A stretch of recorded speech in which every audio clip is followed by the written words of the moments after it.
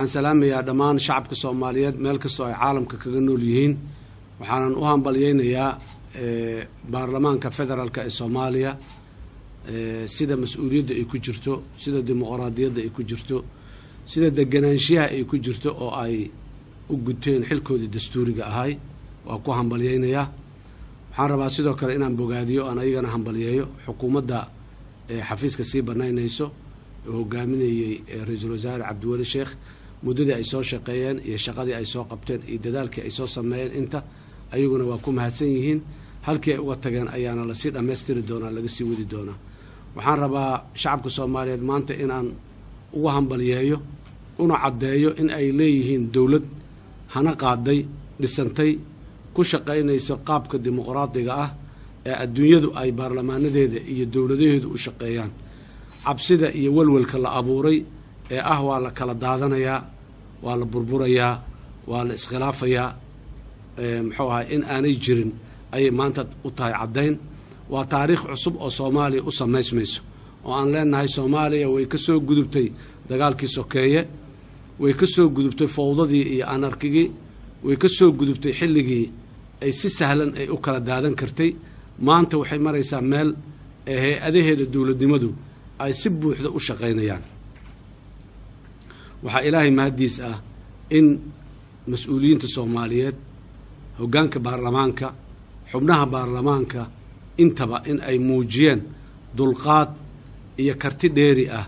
iyo waayo aragnimo siyaasadeed iyo aaminaansho ay aaminsan yihiin hay'adahooda dawliga ah in ay xallin karaan mushaakilaadkooda waa dhab in la kala ra'yi duwanaaday waa dhab dadku in aanay isku mowqif ka taagnayn arrinta maanta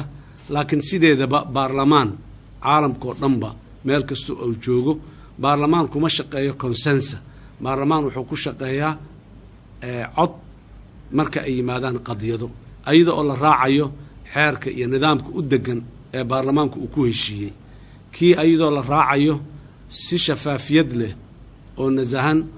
oo maxaan ku rahaa transparency ah oo caalamkoo dhan iyo shacabka Soomaaliyeed meel kasta ay ku noolyihiin ay daawanayeen ayay codaynta u dhacday waan ku hambalyeeynaa baarlamaanka walaalaha qabay mooshinkii baarlamaanka uu qaaday diidanaa iyaguna xaq dastuuriga ah oo ay lahaayeen ayay guteen fikirkooda xorta ah ayay guteen waa waxay xaq u lahaayeen si dastuuri ah si muwaadinimo intaba way ku amaanan yihiin kuma eedeysna kuma cambaaraysna muxuu ahaa inay maya ay gacanta u taageen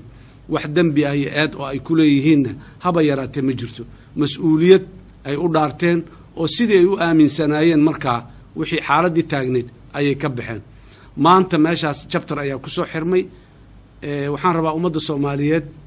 inaan u sheego in chapter cusub maanta uu furmayo chapterkaas oo cusub oo ah inaan xukuumad cusub dalka u soo dhisno xukuumaddaas cusub oo aan dalka u soo dhisaynaahay ma aha xukuumad ay leedahay koox gaar ah ma aha xukuumad ay leedahay ay leeyihiin qofafyaal gaar ah ma aha xukuumad uu madaxweynuhu leeyahay ma aha xukuumad maxaan ku iraahday ra'iisul wasaaraha iman doona kaliya uu leeyahay xukuumad la wada leeyahay ay noqon doonaan xukuumaddaas waxaa wax ku leh kuwa mooshinka maanta u codeeyey iyo kuwa mooshinka maya u codeeyey intaba xukuumad ay wada leeyihiin oo taladeeda ay wax ku leeyihiin oo ay ka tirsan yihiin ayaa dalku yeelan doona haddii alla yiraahdo ka madaxweynaha jamhuuriyadda ahaan waxaan albaabadeyda u furan yihiin dhammaan siyaasiyiinta Soomaaliyeed gaar ahaan baarlamaanka kuwoodii yiri iyo kuwoodii maanta maya yiri intaba iyo kuwii ka aamusayba intaba way u furan tahay waanan la tashan doonaa la tashi wanaagsan ayaan la tashan doonaa xukuumaddana waa laga wada mid noqonayaa ma aha xukuumad koox gali ah xisbi kali ah qayb kali ah oo baarlamaanka ka tirsan ama dalka Soomaaliya ka tirsan ay yeelan doonaan taas waa ballanqaad buuxa oo aan siinayo shacabka Soomaaliyeed guud ahaan gaar ahaan baarlamaanka federaalka ee Soomaaliya waxaan codsanayaa intaa kadib in baarlamaanka federaalka ah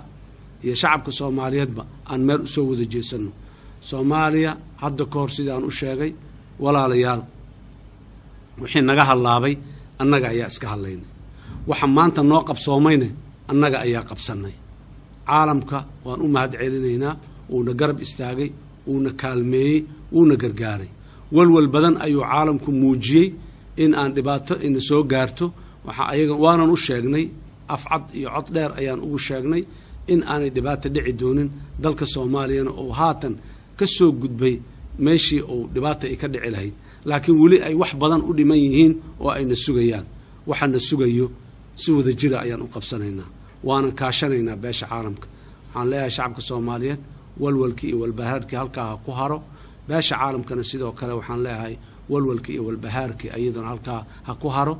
walwalka iyo walbahaarka beesha caalamku ay qabtayna waxaan u arkaynay commitment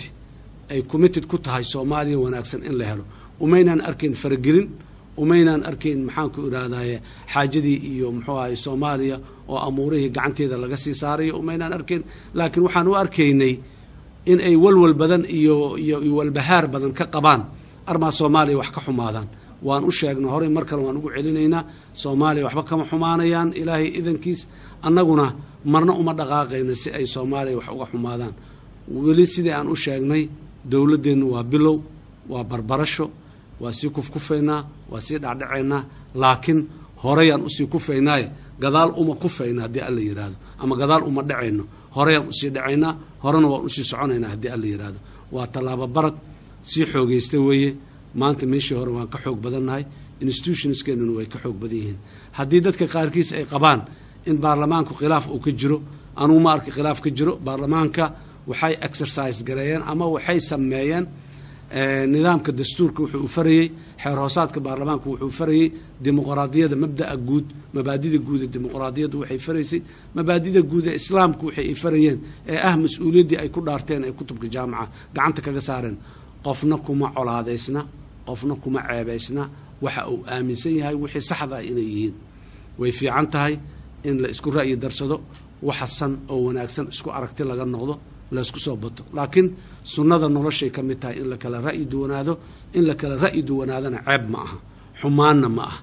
laakiin waxa muhiimka waxay tahay kala ra'yi duwanaanshahaas sida loo xallinayo ayaa muhiim ah sida ugu fiicneed ayaa loo xalliyay sida aan ku ballanay haddii aan kala ra'yi duwanaano inaan wax u xallisano ayaan u xallisanay waana muxuu ahay si aad iyo aad u wanaagsan mar kale iyo mar kale baarlamaanka federaalka Soomaaliya waan hambalyaynayaa waa u mahad celinayaa intii haa tiri waa u mahad celinayaa intii maya tiri waa u mahad celinayaa intii ka aamustay waxaanan ugu mahad celinayaa in ay ogolaadeen in nidaamkii aan degsanay sida uu qabo in lagu dhaqmo in ay ogolaadeen oo aanay ku dhaqmeen ayaan ugu mahad celinayaa intaa kadib sidoo kale caalamkii muxuu ahay walwalkii walbahaarka muujiya ayaguna waa ku mahadsan yihiin waxaan leeyahay idinkuna maanta ku naalooda in Soomaaliya aanay burburin dib aanay u dhacayn xukuumadda cusub ee imaan doonto xukuumad degdeg ah oo aan soo daahin ayaa imaan doonta oo maxaan ku raahdaa aniga xafiiskayga waajibka dastuuriga aniga saaran sida ugu dhaqsiya badan ayaan uga soo bixi doonaa prime minister ayaan dalka soo magacaabi doonaa prime minister kaasna xukuumad ayuu soo dhisi doonaa iyadana sida ugu dhaqsiya badan inuu ku dhiso ayaan kula talinaynaa kuna shaqaynaynaa kuna garab istaagaynaa sidii uu dhaqsiyo xukuumad ugu soo dhisi lahaa baarlamaankana dhaqsi ugu baasgarayn lahaa maalmihiina soo dhaafay hawshii ay naga baaqatay iyo saacadihiina soo dhaafay inaan dib u soo kabno ayaa nalaga rabaa waxaan ku soo kabi karnaana waxay tahay saacada dheeriya inaan shaqayno iyo midnimo inaan muujino ilaahay idankiis intabana waan muujinaynaa mar kalena waxaan ilaahay waa mahadsantiin intaa kadib muhiimadaha xukuumadda cusub hor yaalla waa badan yihiin hawshii xukuumaddii hore ay soo qabatay ee socotay in ay dardar sii geliyaan oo ay sii xoojiyaan oo ay halkeedii kasii dhammaystiraan waa muxuu ahay hawsha u taalo dadka Soomaaliyeed mar kale waxaan rabaa laba qodob inaan fursadan uga faa'iideysto aad iyo aad muhiim ah labada qodob waxay tahay sareynta sharciga koow sharcigu inuu sareeyo inaan ogolaano qof kasta oo Soomaali ah oo jooga madaxweynaha jamhuuriyadda oo aniga ah ayaa dalka mas'uuliyadda ugu sareeyahay ilaa qofka ugu mas'uuliyadda ugu hooseeya haya in aan sharcigu uu naga wada sareeyo aanan muxuu ahay ku hoos noolnahay sharciga inaan ilaalino xanta walaalayaal waxba nama tarayso qof nacbaysiga waxba nama tarayo qof jeclaysiga gaarka ah waxba nama tarayo dadka inta wadanka u halgamaysa ee u dagaalamaysa ee naftooda u huraysa oo ay ugu horeeyaan ciidamadeena amniga waa inaan muxuu ahay tixgelinaa oo sidoo kale ay ku xigaan muxuu ahay dadka xukuumadda dadka dawladda u shaqeeya baarlamaanka federaalka ah oo maalin walba muxuu ahay khatarta u bareeraya shaqaalaha rayidka ah ee xukuumadda dawladda maalin walba u bareeraya maxaan ku rahay khatarta waxay nagu leeyihiin xushmo iyo qadarin iyo magaciisi dadka marka inaan sharciga sareeyo aan ilaalino qofkii qof dilaahi sharcigu meel uga dhacay reer hebel ma aha koox hebel ma aha waa nin dembiile ah oo qof walaalkii oo Soomaali ah oo aan dembi galin dilay yaanan daba cararin yaanan isku dayin inaan badbaadino yaanan daba cararin yaanan isku dayin inaan badbaadino nin walaalkii ah oo Soomaali ah oo aan dembi lahayn dilay sidoo kale waxaan rabaa ayagana dadka inaan aad iyo aad uga codsado ugana digo inaanay daba cararin nin hantida dawladda dhacay dadka Soomaalida ah ee baahan ee qalfoofta ah ee meel walba ku dhimanaya ee maxaan ku rahay dhibaatada aad aragta haysato kumigii cashuuroodka ah ee la soo ururiyay ninka dhacaya ee xadaya ee dana gaara ku fushanaya ee daara ku dhisanaya